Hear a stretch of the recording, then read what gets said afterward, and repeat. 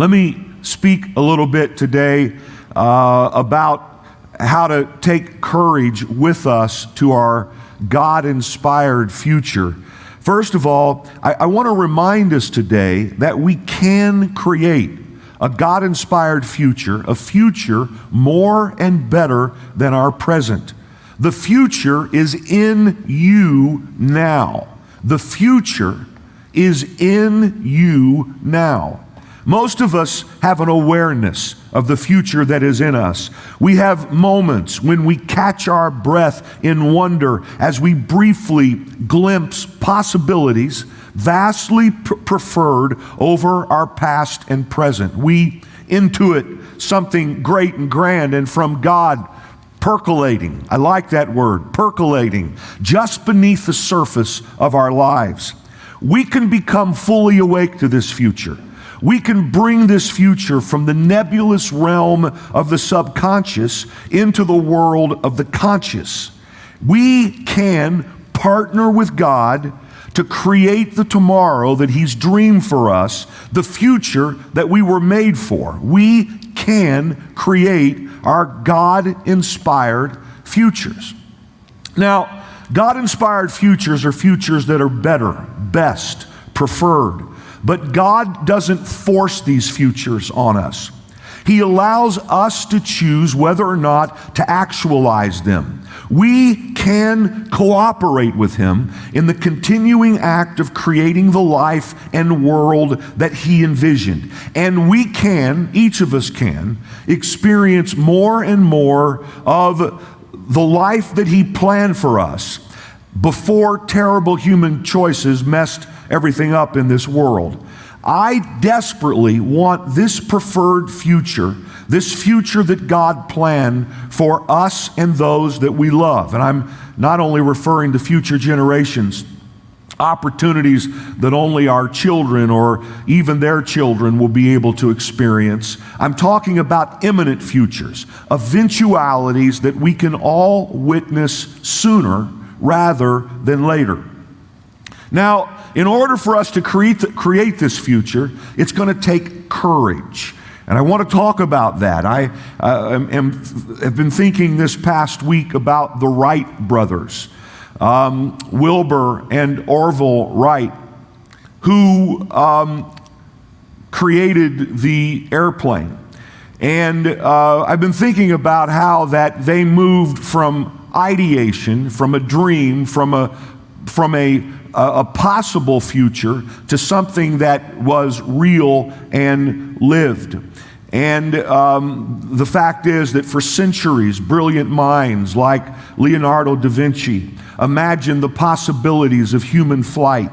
Then in 1903, the Wright brothers actually did create what had been in a lot of people's minds, a powered flying machine and flew it in controlled flight. And when they did, a plethora of new realities began to come into being. And today those include an aviation industry in the United States alone that carries more than 6 million passengers a year and employs hundreds of thousands of people. Even though the airline ministry is damaged right now, it will come back. And the fact is that we have entire economies that revolve around the airline industry. These expanding worlds were birthed from an idea. So Wilbur and Orville Wright, though, didn't just have an idea and then snap their fingers and create an airplane. Their idea of a flying machine didn't just pop out of their minds and into reality. That's not what happened at all. I thoroughly enjoyed reading David McAuliffe's biography of these brothers sometime over the last couple of years, and I was so moved by their courage and perseverance. These two preachers' sons, simple machine shop owners, had a dream that would change the world, and they didn't allow anything to stop them from bringing that future they envisioned to pass. However, it took years to bring that dream to reality. It took years of constant investment and risk and courageous action. Before they actually flew a motorized aircraft successfully, they attempted to fly hundreds of times unsuccessfully. And they failed over and over. They crashed and burned, literally again and again. I want to read just a few excerpts from just one chapter of McAuliffe's The Wright Brothers. Now, this chapter kind of picks it up in the middle of their story. They had successfully flown 57 seconds at Kitty Hawk, and now we're experimenting on flying in a sustained way on a prairie outside of their hometown of Dayton. And here's David McAuliffe writing, I'm just grabbing a couple excerpts to give a sense of what they were going through. On June 10th, McAuliffe wrote, "The machine hit ground because of faulty steering. Another day, a tail was smashed during a landing. On another, the tail wires became disarranged. On August 5th, Orville struck ground at start. Wilbur went again on August 8th, and a wing hit the ground before leaving the track. 2 days later, a rudder was smashed, a propeller broken.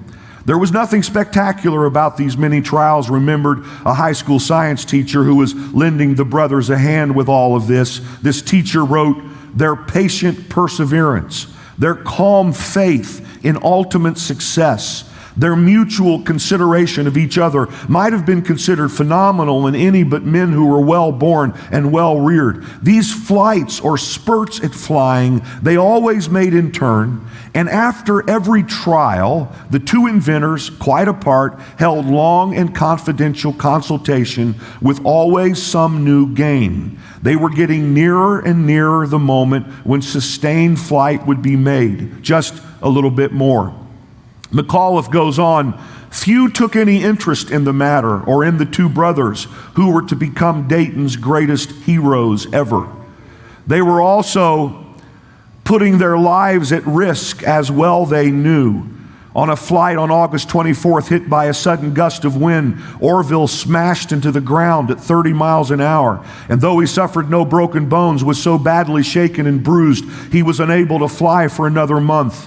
With few exceptions, there seemed to be no public interest at all, no local excitement or curiosity, no sense of wonder over the miraculous thing happening right in Dayton's own backyard.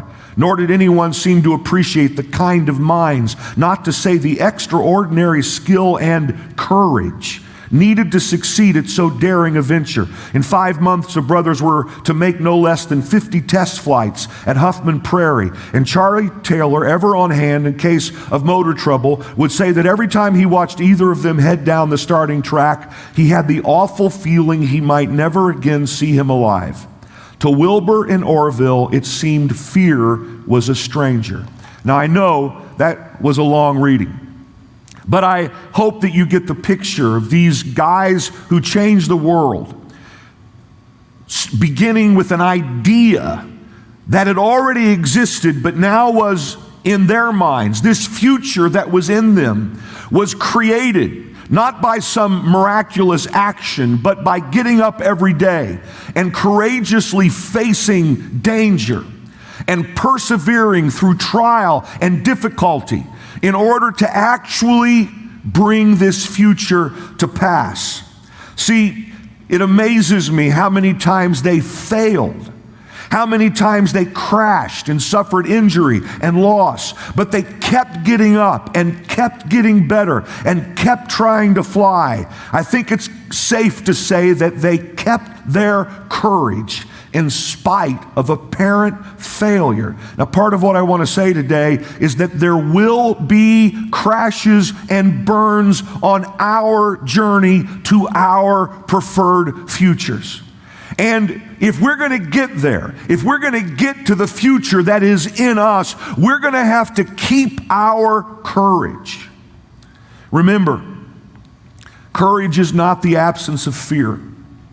Courage is facing our fear and moving forward in our lives. It takes courage to know that you will face adversity, but you just keep getting up and you keep moving forward in your life. It takes courage to to move from idea to reality. It takes courage to move from possibility to practicality. It takes courage to move from expectation to actually give birth to a thing. And sometimes it just takes courage to hang in there, to never give up, to just keep trying, to get back up and to keep moving forward. But if you keep getting up and trying again, someday you'll fly.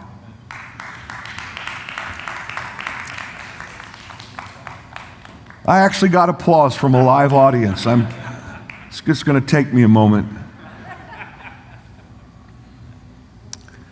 See, success, a lot of success, this is really important, guys.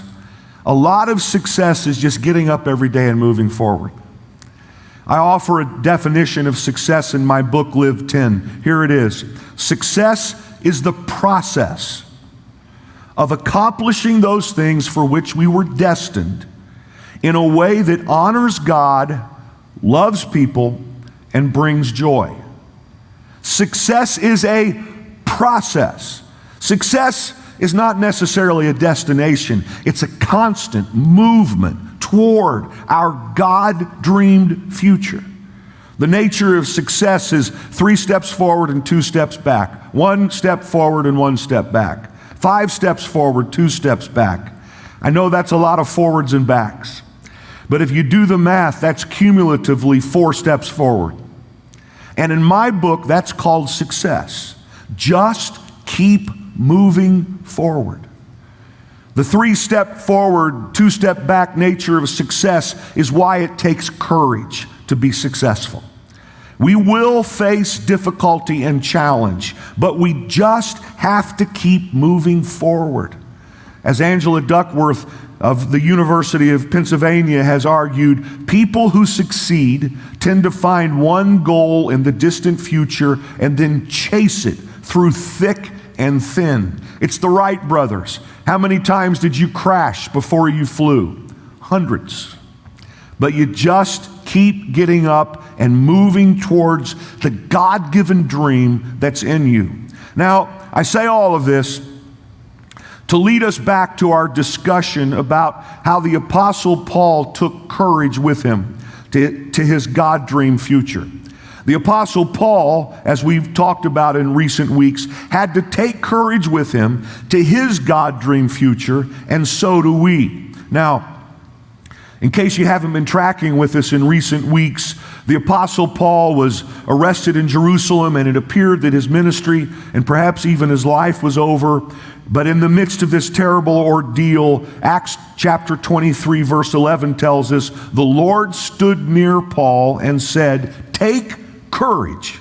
As you've testified about me in Jerusalem, so you must also testify in Rome." Now for Paul, this was a picture of a preferred future. This was the future that was in him. Standing in Rome, preaching the gospel to the most influential people in the world was a future that was in him, but that he would now have to cooperate in order to bring this thing to pass. God was saying, Paul, right now it looks like you're done, but you're not done. I have plans for you. You're going to get there. You're going to have to take courage with you. It actually took Paul 2 years until he actually got to Rome. And as we'll discuss and have discussed, he faced all kinds of difficulties. But he got there because he took courage with him.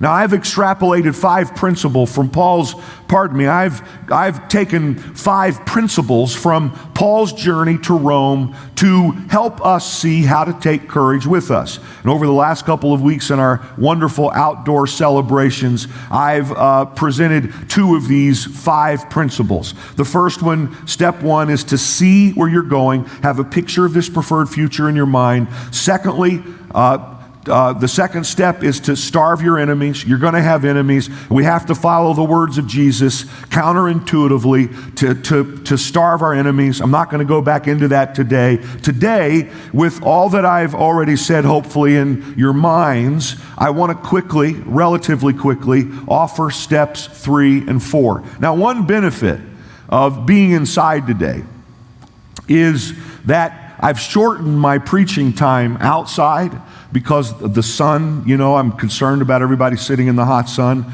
But it's nice and cool in here today, isn't it? People are sitting at home on their couches, kitchen tables, drinking coffee, petting the dog, paying a little bit of attention to what I'm saying, maybe. But I'm return to my previous preaching time, which is, I don't know, 2 or 3 hours. Not really. Probably about 40 minutes. But I am going to take just a few more minutes to kind of unpack what's in my heart today, and it's going to let us get relatively quickly through 2 more steps, step 3 and 4 of how to take courage with us, and then by God's grace next week in our amazing Sunday evening baptisms, courage awards, worship time, festival atmosphere, and firework night. I'll offer step 5, okay? So here's take courage step 3. It's to keep your courage even when things go wrong. Keep your courage even when things go wrong. So, after 2 years in prison, Paul finally set out for Rome, accompanied by a Roman centurion and a small company of soldiers. He was under arrest. They were taking him to Caesar to stand trial. They planned to put him on a succession of trips from Caesarea, where he'd been for almost 2 years, on the Mediterranean to Rome. As they got ready to board a ship at a port in Fair Havens, Crete, they took a ship and they get off the ship and take another ship, and it's like they had connecting flights and airports. This is how he's traveling, but by ship. As they got on a ship at a port at Fair Havens, Crete, Paul had a word from God that there was going to be a tremendous gale that would ultimately cause the ship to go down. And he warned his escorts accordingly. But instead of listening to the preacher, they listened to the weather prognosticators and the captain of the ship. We had a conversation like that yesterday morning in our staff team about whether it was going to rain this morning, but that's another subject. Instead of listening to Paul, they listened to the weather forecaster and the captain of the ship, and they took a vote, and the majority of those who voted, and I think there were 276 men on board, if I remember correctly, the majority of those who voted said, let's go. And they literally set sail into a mistake of biblical proportions. Acts chapter 27 verse 12 says, the majority decided that we should sail. When a gentle south wind began to blow, they thought they had obtained what they wanted. So they weighed anchor and sailed along the shore of Crete. Before very long, a wind of hurricane force called the northeaster swept down from the island. So they get caught up in this northeaster. It became extremely dark. The ship started to be buffeted about by huge waves so large that they actually thought the ship was going to fall apart. And somehow, we're told in Scripture, they took ropes and put the ropes under and around the ship to tie it together to keep it from falling apart. This went on for several days. They ended up throwing all their cargo overboard. They ended up throwing all their tackle overboard. And then, in the midst of this terrible situation, Paul had an I told you so moment where he called together somehow this 275 other guys onto the deck of the ship, and he made a speech. He preached a short sermon. Acts 27:21, Paul said, men, you should have taken my advice not to sail from Crete. Then you would have spared yourself this damage and loss. Paul could have rubbed it in further, but he didn't. Instead, he went on to say, now I urge you, keep up your courage, because not one of you will be lost, only the ship will be destroyed. Paul said, last night an angel of God, I love this phrase. He said, last night an angel of God, whose I am and whom I serve, stood beside me and said, do not be afraid, Paul. You must stand trial before Caesar. Now, what's going on right there? You know, you have to read the 5 chapters in the book of Acts to kind of get the whole picture. But Jesus is now through this angel saying to Paul, Paul, I told you you're going to Rome and nothing is going to keep you from it, even this terrible storm. So don't be afraid. And God has graciously given you the lives of all who sail with you. And then Paul, he said, that's what the angel said to me. And he looks at all these guys in the middle of this storm, and he says, so keep up your courage, men. For I have faith in God that it will happen, just as he told me. Nevertheless, we're still going to crash. We must run aground on some island. And in fact, that's what happened. They hit a sandbar close to an island called Malta. The ship broke apart. Those who could swim swam to the island. Those who couldn't grab things that could float like broken pieces from the ship. But all of them got safely. They shipwrecked, but they lived. They shipwrecked, but they were still on their way to their future. Sometimes we shipwreck. We crash and burn. Sometimes it's because of things that are out of our control. For instance, the coronavirus, the way it's affected the economy, the way that it's affected unemployment. We're in the middle of a shipwreck right now. Let's face it. And it doesn't appear at this moment there's a light at the end of the tunnel when it comes to what's going on. I'm talking to people. You know, it seems like so many people in our church have somehow not only survived but figured out a way to thrive in this time. And then there are others. I'm thinking about several of our several of the Broadway performers who are in our church. I heard from one this week in email saying, I know that I'm going to be unemployed for at least the next 6 months. And basically they were raising their hand to say, I wonder if we can talk and if I can find a way to serve meaningfully here during that time. But I think about people who, you know, the Broadway performers can't help that Broadway shut down. It's a shipwreck. I can't imagine what this means in people's lives. A dream that you've worked toward all of your life, and all of a sudden it seems like the dream might be dead. But let me promise you something. Though it may feel like a shipwreck, it's a temporary setback. You have to keep your courage, because if God gave you your dream, you will get there.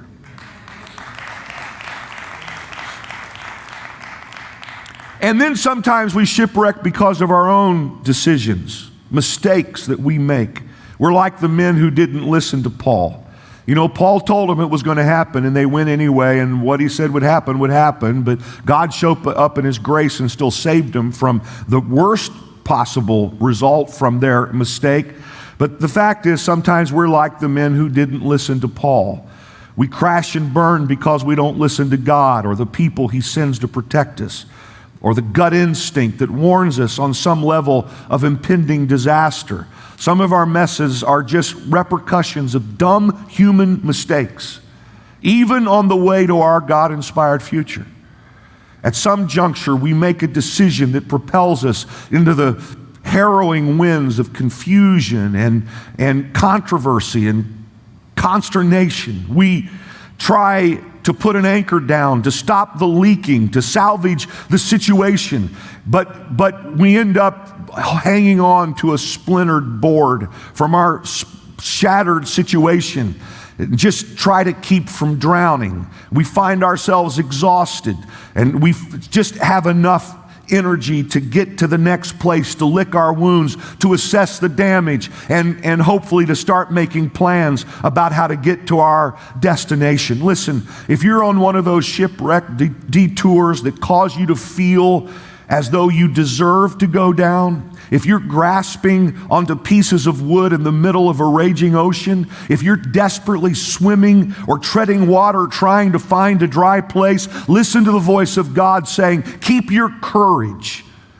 I still have the same plans for you that I had before I created you. Have faith in me. It will happen just as I told you. See, one of the amazing things about this story with Paul is that though these guys voted to and got themselves in this situation, though God had Paul say, look, I did tell you, though he did basically, if you please, call them to repentance for the decision they'd made, he then doesn't, hammer that home. He says, look, nevertheless, even though we're going to suffer loss here, We're not going to lose our lives. We're going to end up on shore. We're going to get to where we're going, so keep your courage. I think some of us sometimes think that we are to blame for the situation we got ourselves in, and sometimes we are, and we feel like in that moment that God's going to give up on us, but I promise you He won't. Instead of imagining God standing there yelling at you, why don't you listen to that still small voice where God says, yeah, I know you got yourself into this, but I love you anyway.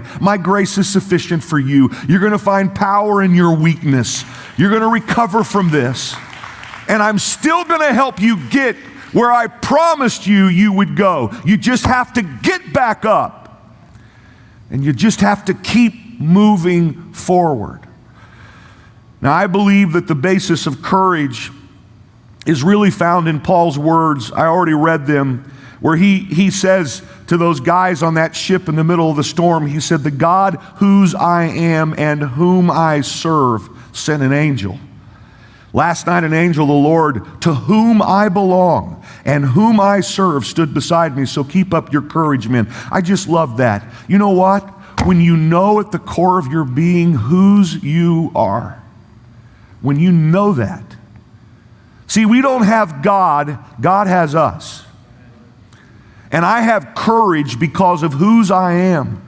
This is a familiar refrain in Scripture where God tells His people, you can be courageous because I am with you. For instance, to Joshua, all the way back in the beginning still of the Old Testament, where Joshua has taken over for Moses, and he now has a responsibility to lead the people across the Jordan to the Promised Land, and he probably was a little frightened. God said to him, Joshua 1:2, now then, you and all these people get ready to cross the Jordan River into the land I am about to give them. No one will be able to stand against you all the days of your life. I will be with you. I will never leave you nor forsake you. Be strong and courageous. Have I not commanded you? Be strong and courageous. Do not be afraid. Do not be discouraged. For the Lord your God will be with you wherever you go. See, you can have courage because of whose you are. God is with you. And then Paul said, not only do I know whose I am, but I know who I serve. See, Paul was living in service to God. He was not chasing his dreams. This is why we talk about God-inspired dreams. He wasn't chasing his dreams. If he was just chasing his dreams, he would have been out there in the middle of that raging ocean, all alone, if you please. But it was the God whose he was and the God whom he served. See, Paul was chasing his God-inspired dreams. And this should give us great courage. When we are His and we are in His service, He just keeps showing up even in the midst of tremendous storms, and He just keeps saying, keep your courage. I am with you, and we're going to get to where I called you. Now here's take courage step 4. I'll be quick with this. Take courage step 4 is to learn to shake off the small stuff. The shipwreck to me represents the big stuff. But I think we also have to learn to shake off the small stuff. So here's the deal. So Paul ends up on this island, Malta, saved from the shipwreck. Now he's gone through all kind of stuff. He's gotten arrested. He's gotten death threats.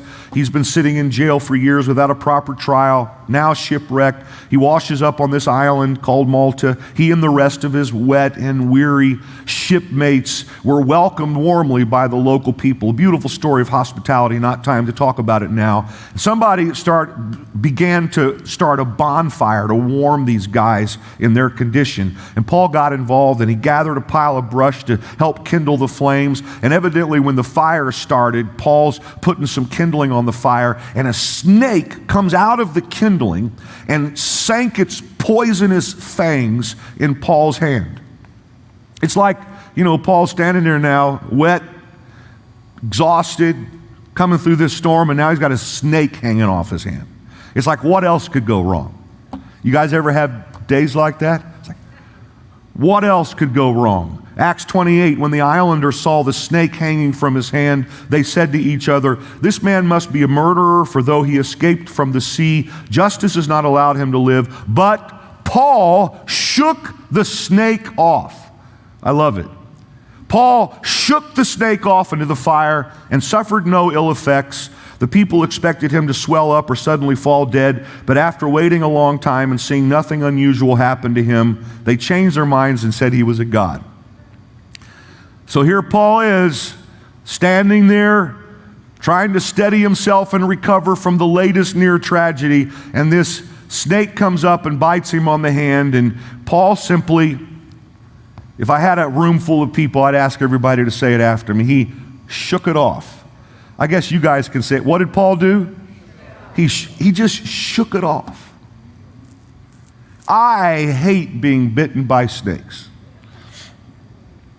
But in the broad view of Paul's journey, this appears, at least to him, to be a minor incident. It's like, he seems to be so certain of the I'm going to Rome thing and so inoculated from difficulty, he just shook it off. The fact is, I'm better most of the time at dealing with the big things, like hopefully avoiding shipwrecks, than I am with those serpentine little things, like, I get a negative comment about some minor point that can affect me in a major way. Things like that. You guys know what I mean. But Paul didn't sweat the small stuff. He just shook it off. Sometimes things happen that seem big at the time, but you know they're not going to kill you. You know what you should do when you just about get where you're going and a snake fastens itself to your hand, when a critic speaks against you, when a valued team member decides to move on, when a negative news article is filled with misinformation, when it is forecasted to rain on a huge weekend that you've planned for months and you have to change all your plans. You know what you do when that happens? You just shake it off. See, we have to learn how to keep courage when big things go wrong and how to shake off those little snake bites that really, they're not going to kill us. Things will, listen, this may not sound like an optimistic statement, but it's the truth. Things will go wrong on your way to your future. You just have to have the courage to get up the next day and keep hearing the voice of Jesus say, keep courage, I'm still going to get you where I plan for you to go. It may not look exactly like you thought it would. The dreams God's given me have never, manifest themselves in specific detail perhaps. It's been some vision in my heart, some sense in my mind of where God's calling us, but the journey sometimes might make it look a little different. But if God gave you the thing, if you'll just hang in there, the thing's going to happen. And the things that go wrong actually help us get better and move forward if we can persevere. So, back to the Wright brothers. Every time they crashed, we're told they would then go and they would get together, just the two of them, and say, what went wrong? How do we fix it? And every time they made incremental process towards getting to their future. That's the way to deal with the inevitable setbacks that life deals us. Here's what James told us in James chapter 1, verse 2. He said, consider it pure joy, my brothers and sisters, whenever you face trials of many kinds. I'm going to read that again. It deserves another reading with better emphasis. Consider it pure joy, my brothers and sisters, whenever you face trials of many kinds, because you know that the testing of your faith produces perseverance. Let perseverance finish its work so that you may be mature and complete, not lacking anything. Look, when you have a shipwreck or a snake bite, get up, get better, move forward, keep your courage. I want to encourage you, because of whose you are and who you serve, you will create a God-dreamed future for yourself and others. Refuse to give up. Refuse to give in. Refuse to lose hope. Keep courage and take it with you to your God-dreamed future.